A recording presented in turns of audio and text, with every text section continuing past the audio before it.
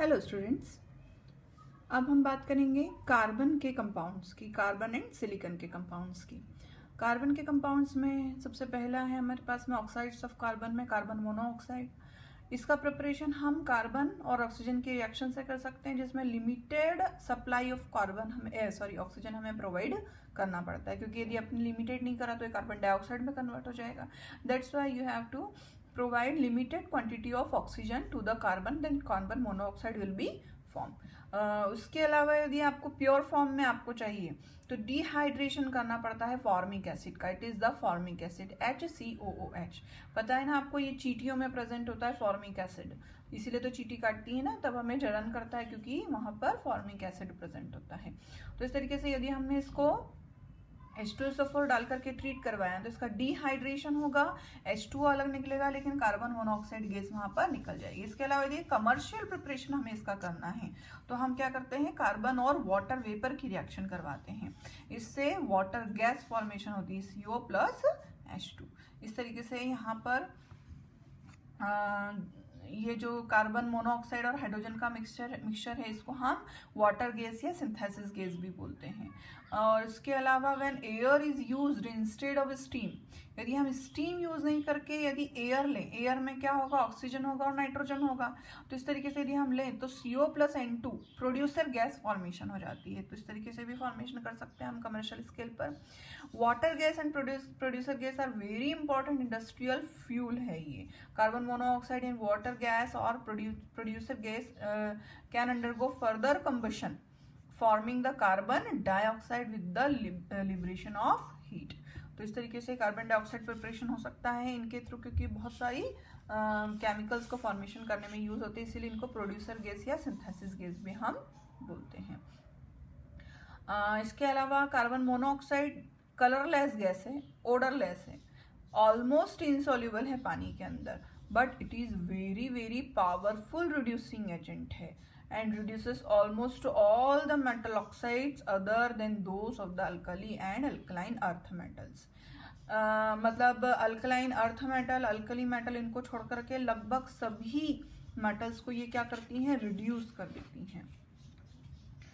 This property जो carbon monoxide की property है, इससे ये बहुत ज़्यादा यूजफुल है एक्सट्रैक्शन ऑफ मेटल्स में। मेटलर्जी आपने पढ़ी होगी 10th में, तो वहाँ पर carbon monoxide as a reducing agent जिसे हम उसको यूज करते हैं वहाँ पर। जैसे यदि हम वो उसकी बात करें ब्लास्ट फर्नेस की, तो ब्लास्ट फर्नेस में भी हम जो लेयरिंग करते हैं अंदर कार्बन की करते हैं, उससे कार्बन मोनोऑक्साइड फॉर्मेशन ही होता है। फिर वो जब Fe2O3 के साथ में रिएक्शन करता है तो इस तरीके से रिड्यूस कर देता है आयरन को। इसके अलावा वो जिंक को भी रिड्यूस कर देता है।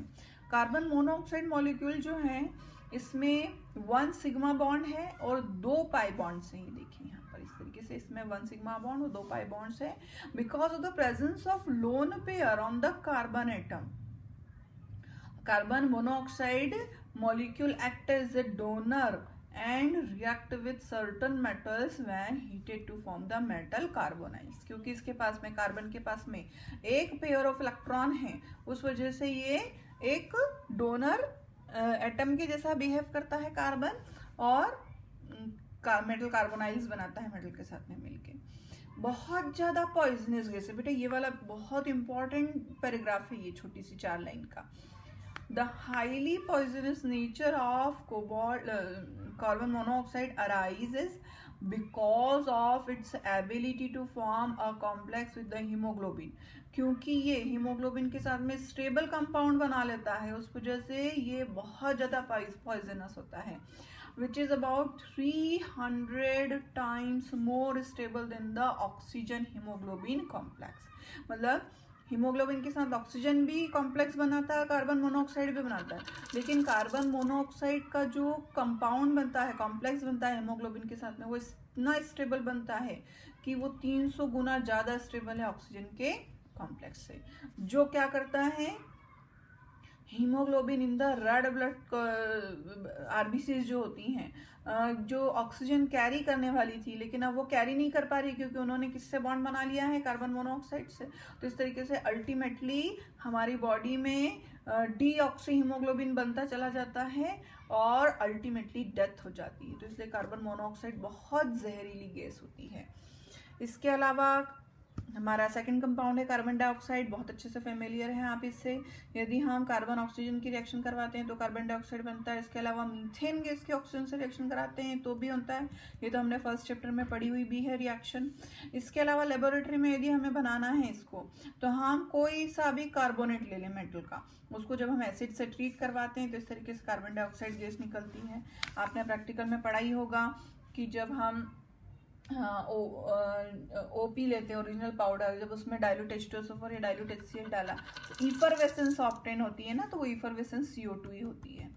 इसके अलावा यदि कमर्शियल स्केल पर हमें बनाना है तो हमें क्या करना पड़ता है, इस लाइम स्टोन को हीट करना पड़ता है, तो उससे हमें क्या मिल जाएगा, कार्बन डाइऑक्साइड गैस वहाँ पर मिल जाती है। कलरलेस गैस है, ऑडरलेस गैस है, इसकी सॉल्युबिलिटी पानी के अंदर कम है, जो इसको बायोकेमिकल और जियोकेमिकल इंपॉर्टेंस भी देती है।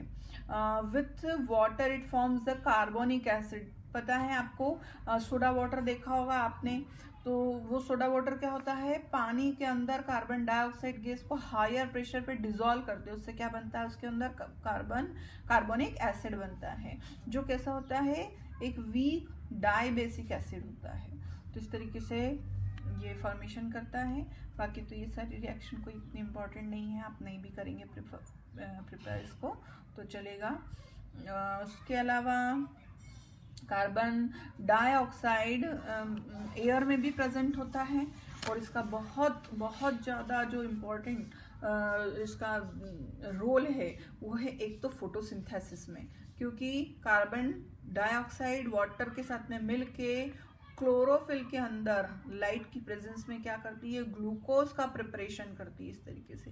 तो ये रिएक्शन को हम फोटोसिंथेसिस रिएक्शन बोलते हैं, जो बहुत ही इंपॉर्टेंट है, क्योंकि हमारा पूरा वेजिटेशन, पूरी प्लांट किंगडम जिसमें भी क्लोरोफिल प्रेजेंट है वो इसी के ऊपर बेस्ड रहता है, खाना बनता है प्लांट्स का, ये तो बहुत इंपॉर्टेंट है। उसके अलावा जो हमारी बॉडी के लिए वैसे कार्बन मोनोऑक्साइड जितनी पॉइजनस है, यदि हमें भी कार्बन डाइऑक्साइड के एटमॉस्फेयर में रखें तो डेफिनेटली हमारे लिए भी पॉइजनस है। वैसे तो देखा जाए तो जितनी कार्बन मोनोऑक्साइड पॉइजनस है उतनी तो नहीं है, लेकिन हाँ फिर भी ये पॉइजनस जरूर है। हम क्योंकि ऑक्सीजन हम इंटैक्ट करते हैं और कार्बन डाइऑक्साइड बाहर निकालते हैं, तो वो बाहर निकलना जरूरी रहती है। इसके अलावा इसका बहुत इंपॉर्टेंट रोल प्ले होता है ग्रीन हाउस इफेक्ट में। हमें पता है कि हमारी अर्थ के आसपास क्या है, कार्बन डाइऑक्साइड और वाटर वेपर, मीथेन गैस, उसके अलावा और भी हेल्पिंग गैसेस हैं, उनका सबका एक ब्लैंकेट बना है हमारी अर्थ के आसपास, जो क्या करता है, हीट एनर्जी जो है सन से आने वाली हीट एनर्जी को अर्थ पे ही ट्रैप करता है कार्बन डाइऑक्साइड। उससे क्या होती है, हमारी अर्थ वार्म रहती है, उससे लिविंग ऑर्गेनिजम्स यहाँ पर अच्छे से ग्रो कर सकते हैं। Carbon dioxide can be obtained as a solid in the form of dry ice. बहुत इंपॉर्टेंट क्वेश्चन है ये, what is the dry ice, क्या होती है ड्राई आइस, तो सॉलिड कार्बन डाइऑक्साइड को हम ड्राई आइस बोलते हैं, जो लिक्विफाई होती है रैपिडली। उसके अलावा ड्राई आइस जो है वो रेफ्रिजरेंट में, आइसक्रीम बनाने में, फ्रोजन फूड में यूज होती है। जो कार्बन डाइऑक्साइड गैस है उसका सॉफ्ट ड्रिंक बनाने में यूज होता है, मैंने आपसे बोला ही है, जैसे लिम्का, थम्स अप, ये सब जो बनते हैं वो पानी के अंदर कार्बन डाइऑक्साइड को डिजोल्व करते हैं और फिर उसके अंदर फ्लेवर्स वगैरह डाल करके और फिर ये ड्रिंक बनते हैं, सॉफ्ट ड्रिंक्स बनते हैं। उसके अलावा फायर एक्सटिंग्विशर में बहुत बड़ा इसका यूज होता है, क्योंकि कार्बन डाइऑक्साइड कभी भी आग को सपोर्ट नहीं करता है, उस वजह से ये इसमें यूज होता है। इसके अलावा छोटे छोटे इसके यूजेस हैं, वो आप यहाँ पर और इसके पढ़ लेंगे। स्ट्रक्चर के अकॉर्डिंग इसके अंदर पी पाई बॉन्डिंग मिलता है और इस तरीके से इसकी रेजोनेंस स्ट्रक्चर भी मिलती है, ठीक है, ये आप यहाँ पर रीड आउट कर लेंगे इसको। इसके अलावा सिलिकॉन के अपने पास में सिलेबस में जो कंपाउंड्स हैं उसमें एक तो सिलिका डाइऑक्साइड है। सिलिका डाइऑक्साइड मतलब जो रेती होती है वो, उसको हम सिलिका डाइऑक्साइड बोलते हैं, सिलिका। तो ये जो सिलिका प्रेजेंट होती है ये अर्थ में प्रेजेंट होती है, इसको हम सिलिका बोलते हैं, जो बहुत सारे क्रिस्टलोग्राफिक फॉर्म्स में प्रेजेंट होती है, quartz, cristobalite and tridymite, are the some of the crystalline forms of the silica. They are the interconvertible at the suitable temperature. Silica dioxide is a covalent 3D structure होती है इसकी, ये इस तरीके से स्ट्रक्चर होती है, मेट लाइक स्ट्रक्चर होती है इसकी. तो आप इसमें सिंपल एक शॉर्ट नोट प्रिपेयर कर सकते हैं. You can prepare short note on silica, मतलब सिलिकॉन डाइऑक्साइड एंड सिलिकॉन्स. ये सिलिकॉन्स हैं. तो आप क्या करेंगे, इसमें छोटे छोटे पॉइंट्स बना लेंगे. 5-6 लाइन का एक शॉर्ट नोट आप इसमें प्रिपेयर कर लेंगे. जैसे आपने यहाँ पर अभी देखे, इनके इतने बड़े तो नहीं, लेकिन हाँ एक इसका स्ट्रक्चर प्रिपेयर करेंगे, इस पर एक शॉर्ट नोट प्रिपेयर कर लेंगे. इसके अलावा सिलिकॉन्स हैं. जो सिलिकॉन्स होते हैं वो ऑर्गेनो सिलिकॉन पॉलीमर्स होते हैं, R2SiO बोलते हैं हम इसको, जो इसी की रिपीटेड कॉम्बिनेशन से बनते चले जाते हैं. इसको हम सिलिकॉन्स बोलते हैं. जो मटेरियल है इसके लिए मैन्युफैक्चरिंग के लिए वो सिलिकॉन्स हैं. अल्काइल या अराइल सब्स्टिट्यूटेड सिलिकॉन क्लोराइड्स ये हमें मिलते हैं इसमें, जिसमें R क्या है, अल्काइल ग्रुप है. इसके अलावा ये इनकी यहाँ पर प्रिपरेशन दी हुई है सिलिकॉन्स की. ये तो कोई बहुत इम्पोर्टेंट नहीं है इतना, ये तो कोई बहुत इम्पोर्टेंट नहीं है.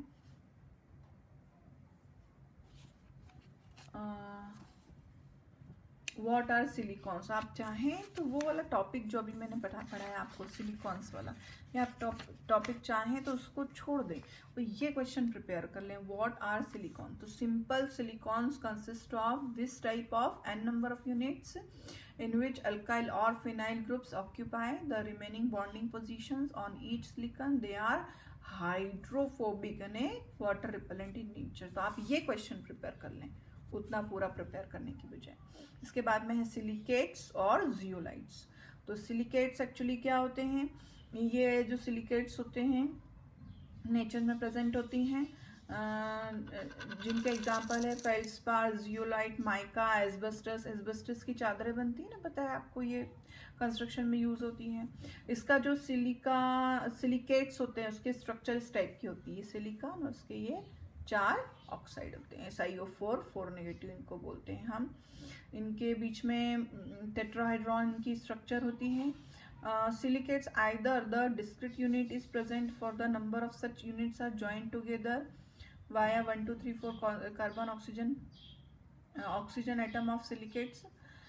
When silicate unit link together they form the chain, ring or sheet or 3-dimensional structure.